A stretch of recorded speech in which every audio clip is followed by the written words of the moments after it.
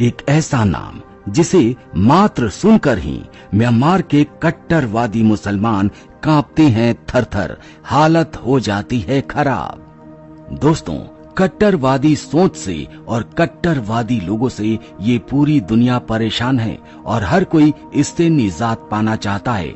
लेकिन आपको जानकर आश्चर्य होगा कि दुनिया का एकमात्र ऐसा देश जो इन कट्टरवादियों से छुटकारा पा चुका है, वो देश है म्यांमार, और इसके पीछे हाथ है मात्र एक व्यक्ति का।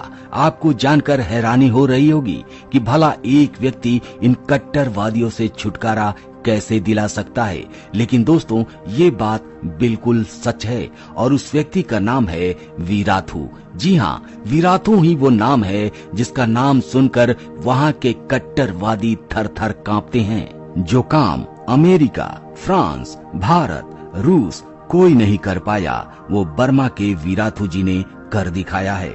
आज बर्मा में करोड़ों रुपए के बने मस्जिद वीरान पड़े हैं, क्योंकि आज देश में मुसलमान देखने को नहीं है। जी हाँ, वहाँ जाएं और देखें इन मस्जिदों को, और जो बचे खुचे वहाँ कुछ मुस्लिम बचे हैं ना, उनकी भी तबीयत से ठुकाई हो रही है। दोस्तों, आज के वीडियो में हम जानेंगे कि ये महान इंसान वीराथू जी कौन है और आखिर इन्होंने ऐसा क्या कर दिया कि वहाँ के कट्टरपंथी त्राहिमाम कर रहे हैं, उनकी हालत खराब हो गई है। अब सवाल ये उठता है कि क्या भारत को भी ऐसे ही एक व्यक्ति वीराथू की जरूरत है? कौन इस संत की तरह भूमिका निभा सकता है हमारे देश भारत में? मित्रों, आसीन वीराथू वो भगवा संत जिसके नाम से कांपते हैं सभी कट्टरपंथी मुसलमान। वीराथू, जी हाँ, बस एक ही शब्द काफी है म्यांमार में। इस शब्द को सुनकर कट्टरपंथी मुसलमानों में कंपकपी मच जाती है, उनकी हालत खराब हो जाती है। बर्मा के बौद्ध गुरु वीराथू जी ने आखिर किस तरीके से मुस्लिमों को भगाया या कमजोर किया, यही समझने वाली बात है। जैसे मुसलमानों में 786 का नंबर लक्की माना जाता है, वैसे ही वीराथू जी ने 969 का नंबर निकाला और उन्होंने पूरे देश के लोगों से आह्वान किया, उनसे रिक्वेस्ट किया कि जो भी राष्ट्रभक्त बौद्ध है वो इस स्टिकर को अपनी जगह पर लगाए। इसके बाद टैक्सी चलाने वालों ने टैक्सी पर इस नंबर को लगाया, दुकान वालों ने दुकान पर लगाया, इसको लगाना शुरू कर दिया। लेकिन वीराथू का संदेश साफ था कि हर बौद्ध अपनी सारी खरीदारी और व्यापार वहीं करेंगे जहां ये स्टिकर लगा होगा। किसी को टैक्सी में चढ़ना है तो उसी टैक्सी में चढ़ेंगे जिसके ऊपर ये स्टिकर होगा, उसी रेस्टोरेंट में खाएंगे जहां ये स्टिकर होगा। उन्होंने ये भी कहा कि हो सकता है ऐसी हालत में कट्टरवादी मुस्लिम सऊदी से आए पैसों के दम पर अपने माल को कम कीमत पर बेचकर आपको आकर्षित करें। लेकिन आप ध्यान रखना, आप 2 पैसा ज्यादा देना और सोचना कि आपने अपने देश के लिए पैसा लगाया है। 2 पैसे कम में खरीदकर मातृभूमि से गद्दारी मत करना। वो कट्टरवादी लोग आपके पैसे आपको ही मिटाने में लगाते हैं, मूर्खता मत करना।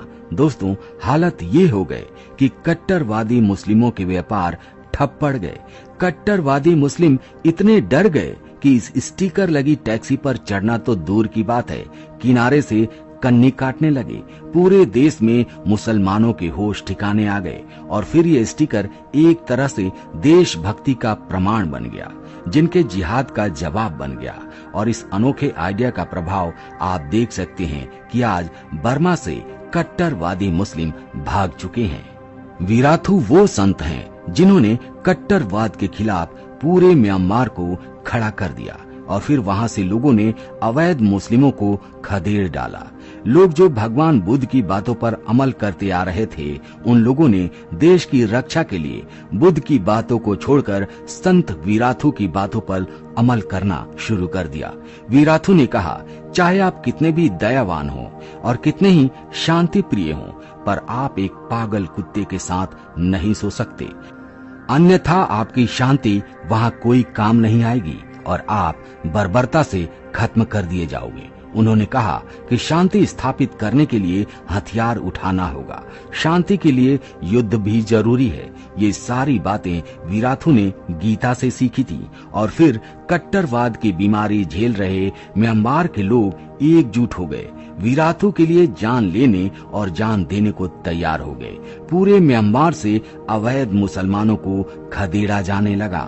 वीराथू के प्रवचन को अगर कोई सुने तो उसे लग सकता है कि शांत स्वरों में मोक्ष प्राप्ति की बात चल रही है। जी हाँ दोस्तों, ये हमारे लिए बड़े गर्व की बात है कि वीराथू जैसे संत भी हमारी भगवत गीता को पढ़ते हैं और वहीं से वो सीख लेते हैं। म्यांमार में हुई हिंसक घटनाओं के बाद अब प्रायः पूरी दुनिया में बौद्धों और मुस्लिमों में भारी तानातानी पैदा हो गई है, जिनमें आशीन वीराथू बौद्ध दुनिया के एक नायक बनकर उभरे हैं और जिहादी दुनिया के लिए एक बड़े खलनायक बनकर भी उभरे हैं। म्यांमार में हुए कई सर्वेक्षणों के बाद ये प्रमाणित हो चुका है कि जनता बौद्ध भिक्षु वीराथू के साथ है। वीराथू का स्वयं भी कहना है कि वो न तो घृणा फैलाने में विश्वास रखते हैं और न ही हिंसा के समर्थक है। लेकिन हम कब तक मौन रहकर सारी हिंसा और अत्याचार को झेलते रह सकते हैं? हमें कदम तो उठाना ही था। इसलिए अब वो पूरे देश में घूम घूम कर भिक्षुओं तथा सामान्य जनों को उपदेश दे रहे हैं कि यदि हम आज कमजोर पड़े तो अपने ही देश में हम शरणार्थी हो जाएंगे। वही सवाल फिर से है दोस्तों कि क्या हमारे देश भारत में ऐसे ही एक संत की जरूरत है? अगर है तो कौन सा है वो संत जो इस भूमिका को निभा पाएगा, जो हमारे देश के लिए वीराथू बन पाएगा? कमेंट करके जरूर बताइएगा। तो दोस्तों, आज के वीडियो में इतना ही। मिलते हैं आपसे अगले वीडियो में एक नए टॉपिक के साथ। तब तक के लिए जय हिंद, जय भारत, जय